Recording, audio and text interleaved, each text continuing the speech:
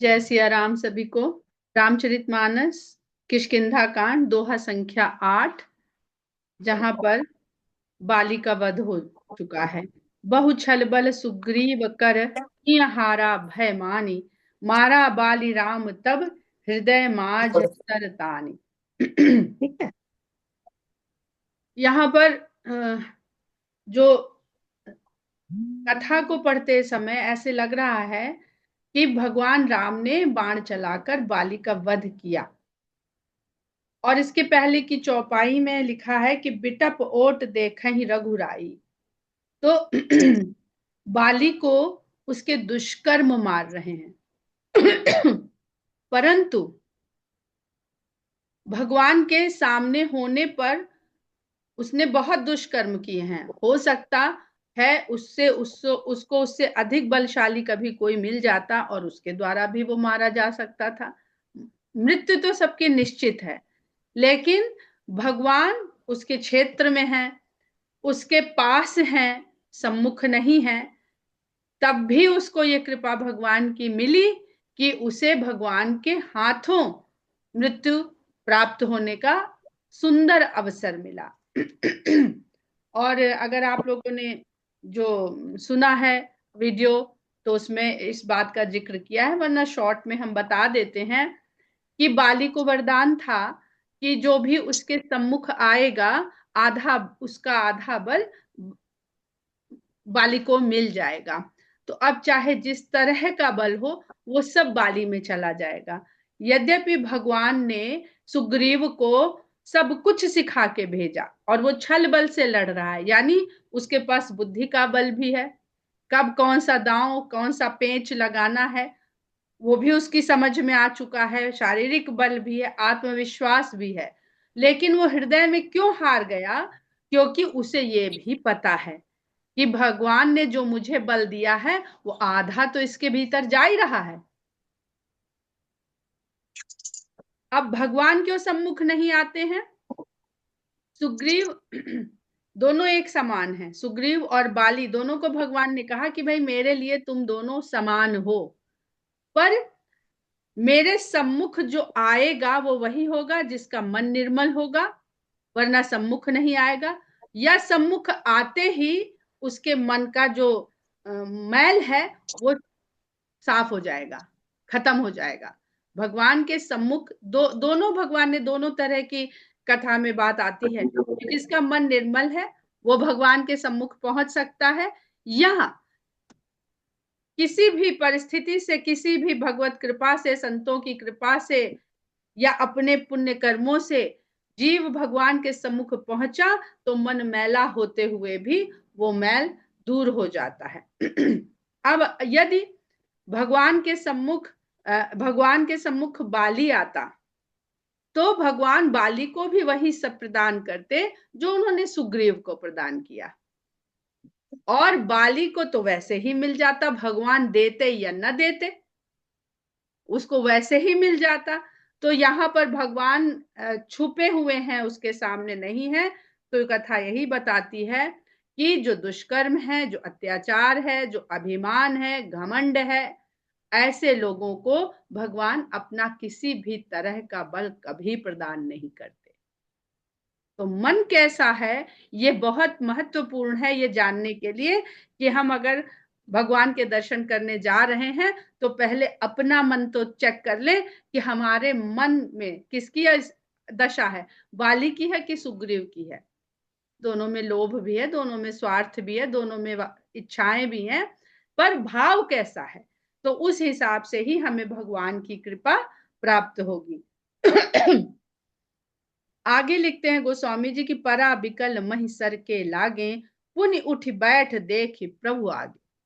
अब बाण उसके हृदय के मध्य में लग चुका है, तो जो उसका घमंड था वो उसके बुद्धि में भरा हुआ था। लेकिन अब हृदय में क्या लगा? भगवान का बाण लगा है। तो भगवान का बाण लगना मतलब भगवान की ही तो शक्ति आई बाण के द्वारा चल के, और उसके हृदय के मध्य में वो शक्ति व्याप्त हो गई। तो हम लोग पहले भी बात करते हैं ना कि मन, बुद्धि, चित्त, अहंकार। तो भगवान ने अगर उसको कहीं स्पर्श भी किया तो उसके हृदय में भगवान के बाण ने उसके हृदय में जाकर के वेधन किया है, तो उठ के बैठ गया कि भगवान को अपने आगे देख करके श्याम गात सिर जटा बनाए। और उनके सुंदर इस वेशभूषा को देख रहा है वनवासी राम की, कि श्याम गात सिर जटा बनाए, अरुण नयन सर चाप चढ़ाए। श्यामल शरीर है, सिर पर जटाएं विद्यमान है, लाल उनके नेत्र हैं और चाप को चढ़ाए हुए हैं। पुनि पुनि चितई चरण चित दीन, बार बार देखते हुए उनके चरणों में उसने अपना चित लगा दिया। जब हृदय में राम का बाण विध गया तो चित अपने आप राम के चरणों, अब उसका चित शुद्ध हो नहीं सकता था, भगवान में लग नहीं सकता था, क्योंकि उसकी बुद्धि में तो घमंड बैठा हुआ था। तो जैसे ही भगवान का बाण लगा तो उसका चित भगवान के चरणों की तरफ लग गया। सुफल जन्म माना प्रभु चीन्हा, और उसने भगवान को पहचान लिया। कह के जरूर निकला था तारा से कि समदर्शी हैं, लेकिन पहचाना अब है। तो सुनते तो वेद में, पुराणों में, शास्त्रों में, रामायण में, गीता में, भागवत में सुनते तो सब बहुत है भगवान के बारे में, लेकिन जब उनको बोध हो जाए तब जानिए कि अब उन्होंने जाना भगवान को। पर ज्ञान बहुत लोगों को है भगवान कैसे हैं, वेद पढ़ के सब हम लोग पढ़ रहे हैं, बहुत कुछ जान गए हैं भगवान के बारे में, लेकिन अनुभव जब हो जाए तभी समझ में भगवान आए, तब आपने उनको चीन्हा, पहचाना। चीन्हा शब्द अवधि का है जिसमें पहचानना जिसका अर्थ होता है। हृदय प्रीति मुख बचन कठोरा, बोला चितई राम की ओरा। हृदय में तो जहां बाण लगा है वहां तो प्रेम उत्पन्न हो गया है, लेकिन अभी पूरी तरह से बुद्धि का वहां से ह्रास नहीं हुआ है। हृदय और चित्त भगवान की तरफ हो गया है, लेकिन अब बुद्धि जैसी वैसे कैसे एकदम से बदल जाए। तो हृदय में तो प्रीति है, लेकिन मुख में जो वचन है वो अभी कठोर ही है, यानी अहंकार अभी थोड़ा थोड़ा बचा हुआ है। बोला चितई राम की ओरा, धर्म हेतु अब तरहु गोसाई, मारे हो मोहि व्याध की नाई। कि हमने तो सुना है कि तुम धर्म की स्थापना करने के लिए अवतरित हुए हो, तो ये कौन सा धर्म है कि तुमने मुझे व्याध की तरह मारा है। शिकारी हमेशा छुप के वार करता है, चाहे पशु हो और चाहे मनुष्य हो। शेर हो, बिल्ली हो, शिकारी हो, पहले छुप के अपनी पोजीशन लेते हैं, उसके बाद शिकारी के ऊपर आक्रमण करते हैं। मैं बैरी सुग्रीव प्यारा, मैं तो यही समझता था और इसी भाव से निकला था कि तुम समदर्शी हो, पर यहां तुमने भेद कर दिया कि मुझे तुमने वैरी बना लिया और सुग्रीव तुम्हारा प्रिय हो गया। अवगुण कवननाथ मोहिमारा, ऐसा कौन सा अवगुण मैंने किया जिसकी वजह से तुमने मेरा वध किया। अब उसको सब पता हो गया है, क्योंकि हृदय में तो भगवान के प्रति प्रीति भी उत्पन्न हो गई और चित्त भी भगवान के चरणों में लग गया है। लेकिन भविष्य में इस तरह की बातें लोग उठाएंगे तो बाली स्वयं ही निराकरण करे दे रहा है। जो लोग इस प्रसंग में राम पर दोष लगाते हैं, तो बहुत सीधी सीधी बात है कि जो व्यक्ति अपने वध के लिए जिसे दोषी मानेगा उसे अपना पुत्र कभी नहीं सौंपेगा। आगे कथा सुनते चलिए, सब स्पष्ट हो जाएगा।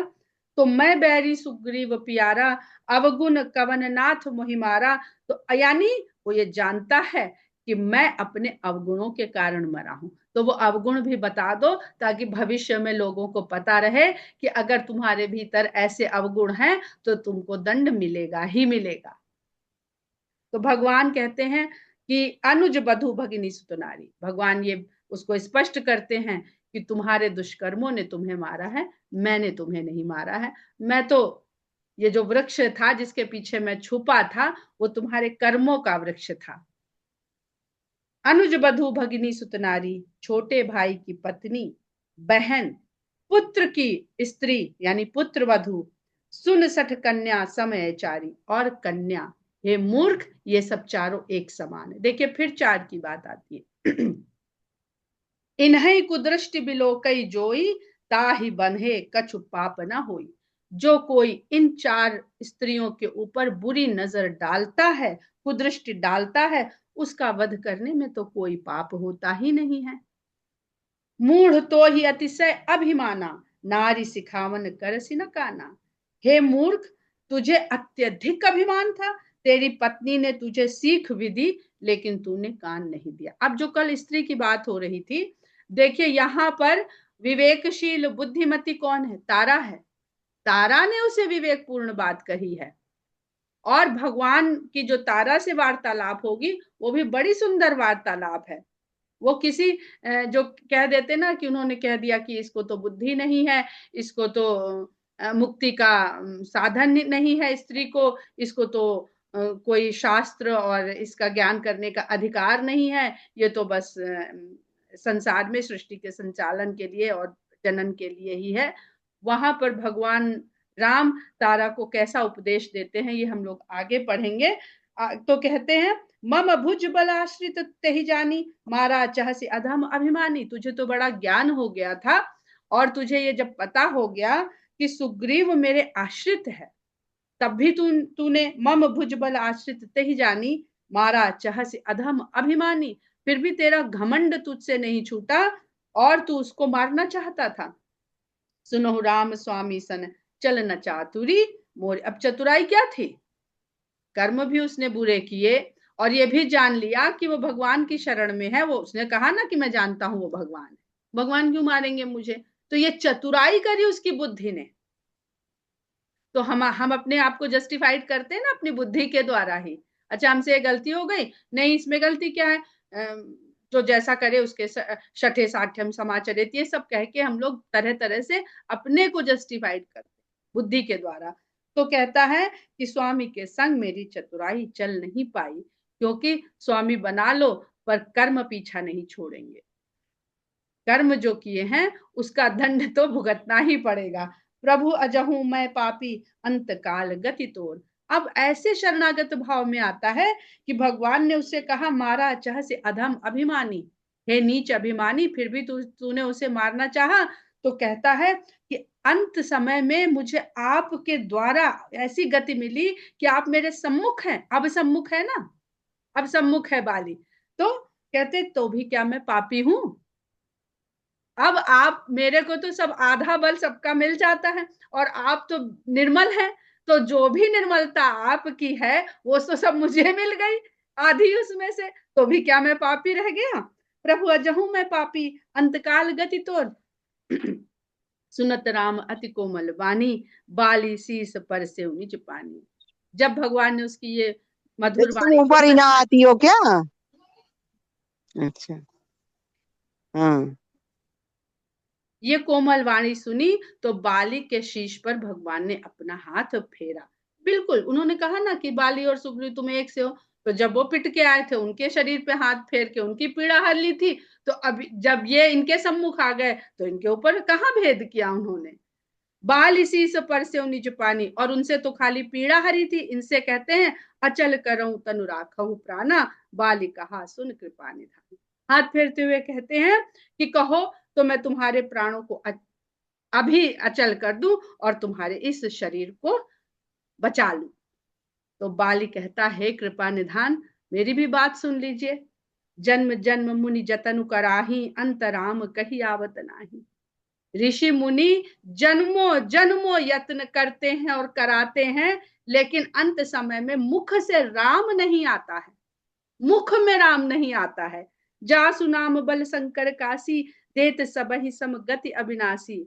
ऐसा नाम जिस नाम के प्रभाव के कारण शंकर जी काशी में जो भी पहुंचता है उसको एक सी गति प्रदान कर देते हैं। केवल नाम के प्रभाव से काशी में ये प्रभाव है कि शंकर जी काशी में पहुंचने वाले को मुक्ति प्रदान करते हैं, आवागमन से, कर्म बंधन से उसे मुक्त कर देते हैं। मम लोचन गोचर सोयावा, बहुरी की प्रभु अस बन ही बनावा। वो स्वयं, जहां मुख से नाम नहीं आ रहा है, वो स्वयं मेरी आंखों के आगे जो इंद्रियों से पकड़ में आने वाला नहीं है, वो मेरी आंखों के सामने साक्षात खड़ा है।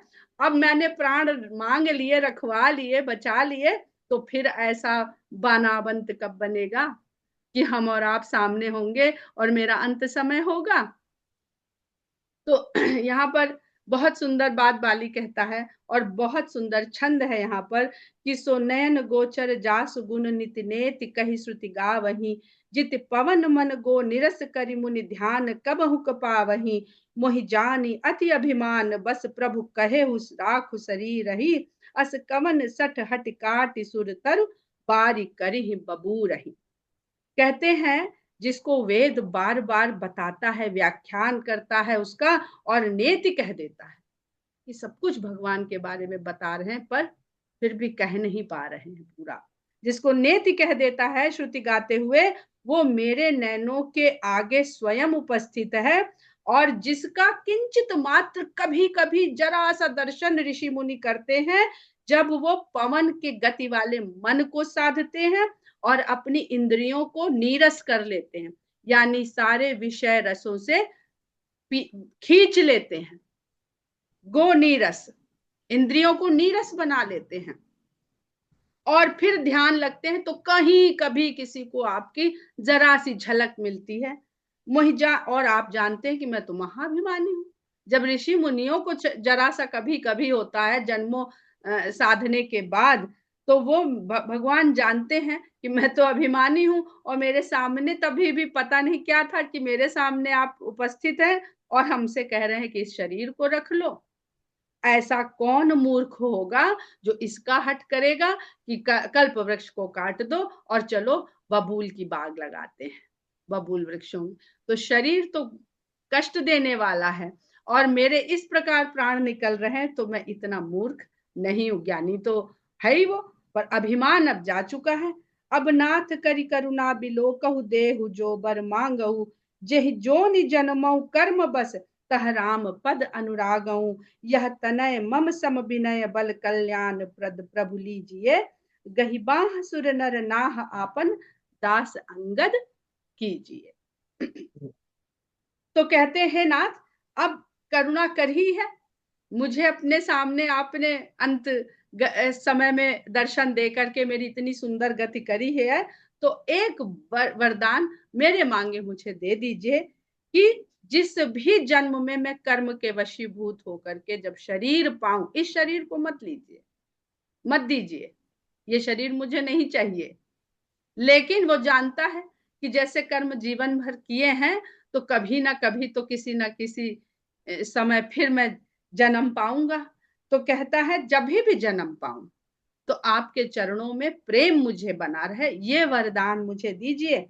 और ये जो मेरा पुत्र है यह तनय मम सम विनय बल, ये मेरा पुत्र जो विनय और बल में मेरे समान। अब विनम्र तो था नहीं, बाली तो बड़ा अहंकारी था, जरा सी चुनौती नहीं बर्दाश्त कर पाता था।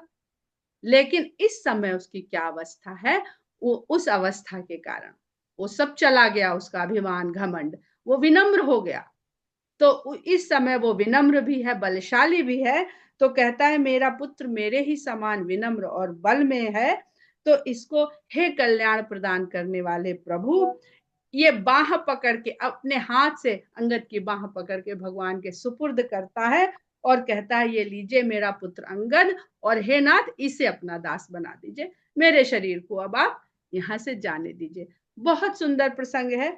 और जो कर्म की बात यहाँ पर आई है, तो वहां आपको ये बताना चाहेंगे कि जो मनुष्य है, 5 तत्व अभी आगे भगवान बताएंगे तारा से कि 5 तत्वों को मिला करके यह तुच्छ शरीर बनता है। तो पांचों के पांचों तत्व जड़ तत्व हैं। वो जड़ तत्व में जीवन या प्राण आता है जब परमात्मा का अंश चेतना के रूप में उसमें मिलाया जाता है। नहीं तो हम लोग रोज बना लें, 5 तत्व हमारे पास हैं, कोई ना कोई तो कॉम्बिनेशन बैठ ही जाएगा कि हम बना लेंगे। लेकिन वो कहाँ से लाएंगे? जो चेतना, जो बैटरी हम लोग लगा देते हैं फिर चार्ज करते हैं फिर चलता है, फिर तो वो चेतना कहाँ से लाएंगे? तो बड़ा सुंदर ये एक अर्थ है कि जो मनुष्य है उससे कर्म नहीं लिप्त होता है। क्यों नहीं लिप्त होता है? क्योंकि कर्म जो है, जो इंद्रियां करती हैं, चाहे कर्म इंद्रियां चाहे ज्ञान इंद्रियां, वो भौतिक कर्म है। गीता का यहाँ पर सार है, आगे पूरा गीता का ही वक्तव्य है, इसलिए इसको थोड़ा बताना चाह रहे हैं कि जो कर्म है वो मनुष्य करता है, तो मनुष्य का जो शरीर है, जिसको कहते हैं कि कर्म बंधन से हम यहाँ पर फिर आते रहेंगे, सुख दुख भोगते रहेंगे, तो जो कर्म का बंधन है उससे मनुष्य का शरीर लिप्त नहीं होता है, क्योंकि वो जड़ तत्व है और कर्म भौतिक तत्व है। भौतिक तत्व उस शरीर के साथ ही खत्म हो जाना चाहिए। जो चार्वाक सिद्धांत को, चार्वाक दर्शन को मानने वाले लोग हैं, वो ये इस बात को कहते हैं, इसको समझिएगा कि शरीर खत्म, उसके द्वारा किए कर्म खत्म, तो कैसा भोग, कैसा अगला जन्म। पर यहाँ पर ईशोपनिषद में ऐसा वर्णन है कि कर्म उस शरीर से नहीं लिप्त होता है, उससे नहीं जुड़ता है, लेकिन जो उस कर्म से जुड़ी हुई इच्छा है वो भौतिक नहीं है, वो निर्गुण है। इच्छा, इच्छा कहीं दिखती है? जैसे आत्मा निर्गुण है, वैसे ही जैसे प्रेम निर्गुण है, वैसे ही तो भगवान क्यों बार बार कहते हैं कि कर्म करो, कर्म के फल की इच्छा मत करो। वो जो बांधती है वो कर्म फल की इच्छा है। शरीर तो वास्तव में खत्म हो गया, इसके साथ के फल जो दुष्कर्म थे वो भी खत्म हो गए, लेकिन इच्छा तो बनी रह गई। तो इच्छा फिर इस सृष्टि में, वातावरण में, ब्रह्मांड में विचरती रहती है, और वो इच्छा बांध करके उस जीव को फिर से वो उसका फल प्रदान करती है। ये भगवान राम और तारा के वक्तव्य में आपको शायद थोड़ा और स्पष्ट हो जाए, हम बहुत अच्छी तरह से इसको नहीं समझा पा रहे हैं। राम चरण दृढ़ प्रीति करी बाल कीन्ह तनु त्याग। राम के चरणों में अपने प्रेम को और दृढ़ करते हुए बाली ने अपने प्राण त्याग दिए। प्रीति को दृढ़ करना ये आपका कर्म है, ये आपके हाथ में है, भगवान सामने है, और वो प्रीत बढ़ती जाए, बढ़ती मन में, अंत समय में कहीं ना कहीं एक क्षोभ आ जाता है, अरे यार ऐसा हो गया, बस वहीं से आपका सब खेल बिगड़ जाता है, पाला बदल जाता है। सुमन माल जिम कंठ ते गिरत न जाने नाग। और इतनी सहजता से उसने प्राण छोड़ दिए, जैसे हाथी के कंठ से यदि माला, हाथी का वजन कितना होता है, और हाथी, हमेशा आप लोगों ने देखा कि तुलसीदास जी ने हाथी को विषय कामनाओं में फंसे हुए जीव की तुलना करी है, उसके प्रतीक के रूप में लिया, और बाली कामनाओं वासनाओं से भरा हुआ जीव है, लेकिन वो जैसे उसके कंठ से माला गिरे, कितना वजन होगा उस सुमन की माला का, तो हाथी को कोई फर्क नहीं पड़ता, कुछ पता भी नहीं चलता कब वो माला गिर के उसके शरीर से विलग हो गई। इस प्रकार बाली के प्राण त्याग हुए। और बड़ा सुंदर जो अनीता ने पूछा था कि सुग्रीव के लिए मेली कंठ सुमन कै माला, और यहाँ सुमन माल जिम कंठ ते गिरत न जाने नाग। बाली अधिक भाग्यशाली है, क्योंकि भगवान के दर्शन करके बाली सांसारिक जिम्मेदारियों से मुक्त हो गया है, और सुग्रीव अपनी इच्छाओं, अपनी कामनाओं के कारण भगवान के दर्शन करने से उन वासनाओं का जिम्मा अपने ऊपर माला पहन ली है। राजा बनेंगे, पत्नी मिलेगी, राज्य मिलेगा, तो एक इसको मुक्ति मिल रही है और एक को जिम्मेदारी मिल रही है। राम बाली निज धाम पठावा, नगर लोग सब व्याकुल धावा। राम ने बाली को अपने धाम भेज दिया, और नगर के सब लोग व्याकुल होकर के दौड़ पड़े। फिर दौड़ने की बात, नाना विधि विलाप कर तारा, छूटे केस न देह संहारा। तारा विभिन्न प्रकार से विलाप करती हुई आई, और उसके विलाप करने में उसके बाल खुल गए, और उससे अपनी देह नहीं संभालते बन रही है। तारा बिकल देख रघुराया, दीन ज्ञान हरि लीन ही माया। तारा को व्याकुल देख करके भगवान राम ने उसके बुद्धि में अपनी कृपा का ज्ञान दिया, और सारी माया, जो देह जनित माया थी, वो हर ली, और कहा कि छित जल पावक गगन समीरा, पंच रचित अति अधम शरीरा। प्रगट सो तनु तव आगे सोवा, जीव नित्य कहीं लगी तुम रोवा। उपजा ज्ञान चरण तब लागी, लीने से परम भगति परमान। इस बात को अर्जुन को समझाने के लिए भगवान कृष्ण ने पूरा गीता का 18 अध्याय का उपदेश देना पड़ा। जो पुरुष हैं, उस बात को तारा जैसी स्त्री को भगवान ने कुछ शब्दों में दे भी दिया, और उसने ले भी लिया। तो कहाँ गोस्वामी जी कहते हैं, स्त्री को बताते हैं कि वो तो बड़ी निकृष्ट है। अर्जुन की पात्रता तारा के भीतर है। तो कहते हैं कि छित जल पावक गगन समीरा, धरती, जल, अग्नि, आकाश और वायु, ये पांचों तत्व मिला करके ये नीच शरीर बनाया गया है। और वो जो शरीर है जिसके लिए छूट केस न देह संहारा, देह तुमसे संभल नहीं रही है शोक के मारे, प्रगट सो तनु तब आगे सोवा, वो तो तुम्हारे सामने उपस्थित है। कहाँ गया है? सामने तो पड़ा हुआ है।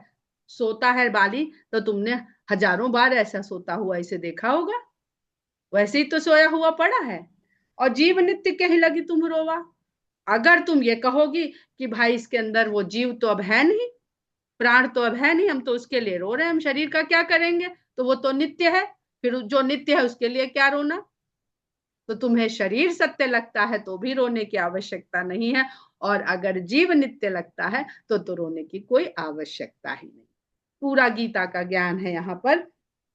और उपजा ज्ञान चरण तब लागी। अर्जुन की तरह भगवान को तरह तरह से नहीं समझाना पड़ा, उसको समझ में आ गया और भगवान के चरण लग गई। लीन है सी परम भगति बर मांगी, और वो भी अपने पति की ही भांति उसने भगवान से वरदान के रूप में भगवान की भक्ति मांग ली। उमा दारु जो सित की नाई, सब ही नचावत राम गोसाई। शंकर भगवान पार्वती जी से कहने लगते हैं कि ये जो सब देख रही हो, सुन रही हो कथा में, कि ये लड़ाई वो मड़ाई, वो मरा वो रोया, तो ये सब तो राम ही सबको नचाते हैं, क्योंकि सबके इंद्रियों के स्वामी वही है गोसाई। सबकी इंद्रियों के स्वामी वही हैं। वो दारु जोशित, दारु यानी वृक्ष, काठ जो उससे निकलती है, जोशित स्त्री, तो जो कठपुतली की तरह है। मनुष्य जीव तो कठपुतली है, उसको नचाने वाला कौन है? उसके भीतर जो प्राण चेतना डाल दी, वो भगवान की ही नचाने की वो अदृश्य एक डोरी है, जो भगवान के वहां से जुड़ के हमारे भीतर आती है। लेकिन जो इंद्रियां हैं हमारी, उनके स्वामी वो हैं, हम ही वो इंद्रियों को राम की तरफ ना लगा करके काम की तरफ लगाए रहते हैं। भैया नाचा करते हैं, भगवान नचा रहे हैं। यहाँ तो है, जाओ देखो जो देख रहे हो, चलो भाई मजे करो। तब सुग्रीव वहीं आये सुदीना, मृतक कर्म विधिवत सब कीना। फिर राम ने सुग्रीव को आज्ञा दे करके बाली के सब अंतिम संस्कार करवाए। राम कहा अनुज ही समझाई, राज देहु सुग्रीव वही जाई।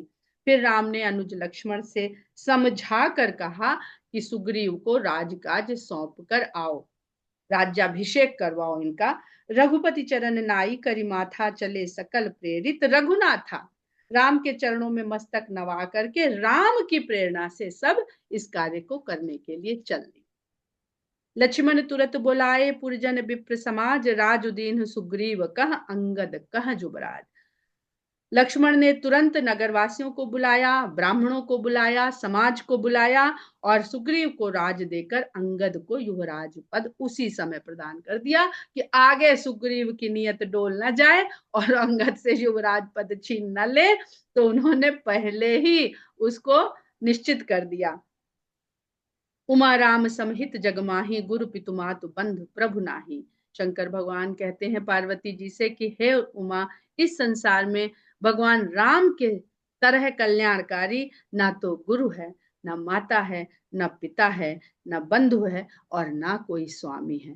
गोस्वामी जी ये बात लिख सकते हैं, क्योंकि गोस्वामी जी के जीवन में ये सांसारिक रिश्तों में से कोई भी रिश्ता नहीं था उनके खाते में। और जिनके खाते में ये सब सुख है वो कितने आए और चले गए, पर गोस्वामी जी की रचना को और गोस्वामी जी को आज भी सब लोग जो प्रेम उनको नहीं मिला, वो कितना प्रेम आज दुनिया उनकी रामायण, रचित रामायण पढ़ पढ़ के खुद भी प्रेम में सराबोर होती है, और गोस्वामी जी को भी उस प्रेम में सदा बनाए रखती है। सुर नर मुनि सब कह यह रीति, स्वार्थ लाग करहि सब प्रीति। चाहे देवता हो, मनुष्य हो, मुनि हो, सबकी यह रीति है इस संसार में कि किसी न किसी स्वार्थ के कारण ही वे आपसे प्रीति करते हैं।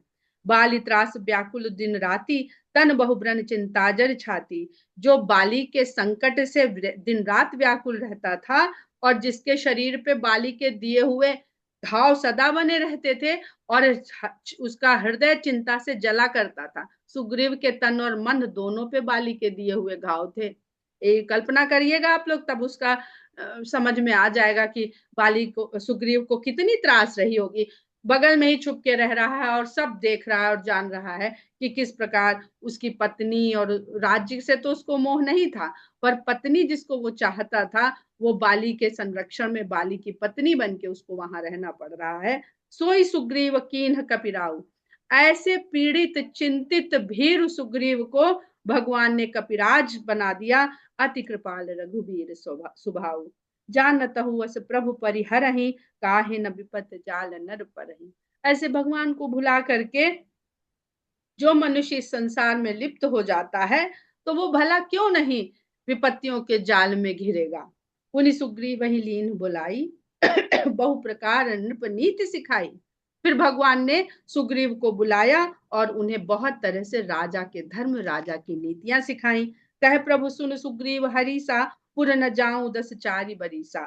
और सुग्रीव से राम कहते हैं कि हे वानर स्वामी हरीश, हरि यानी वानर और ईश उसके स्वामी, हे हरीश, आपको पता है कि मैं 14 बरस तक 10 4 बरीसा 10 और 4 वर्ष 14 वर्ष तक किसी नगर में नहीं जा सकता हूं। गत ग्रीष्म बरखा ऋतु आई, रही हूं निकट सैल पर छाई। ग्रीष्म ऋतु जा चुकी है, वर्षा ऋतु आ चुकी है, इसलिए वर्षा ऋतु भर मैं निकट के पर्वत पर निवास करूंगा। अंगद सहित करहु तुम राजू, संतत हृदय धरे हूं मम काजू। अंगद के साथ तुम इस राज को संभालो, लेकिन मेरे कार्य को हृदय में सदा याद रखे रहना।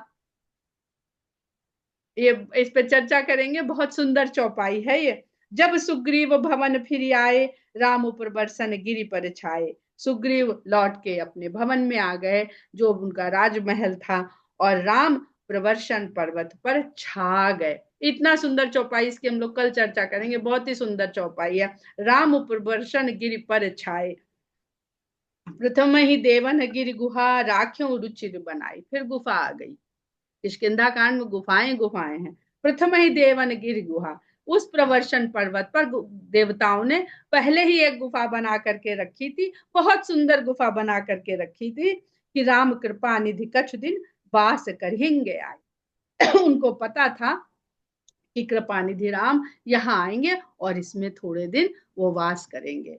इसका पूरा तात्पर्य हम लोग कल समझेंगे। और थोड़ा बाल कांड को आप लोग रिमाइंड कर लीजिएगा, जहां पर ब्रह्मा जी ने सभी देवताओं से कहा था कि आप लोग धरती पर इंतजार करिए, भगवान अवतरित होंगे मनुष्य रूप में, तब तक आप विभिन्न वानर इत्यादि बन करके वन में वास करते हुए भगवान के आने की और भगवान के कार्य में सहायक होने की प्रतीक्षा कीजिए।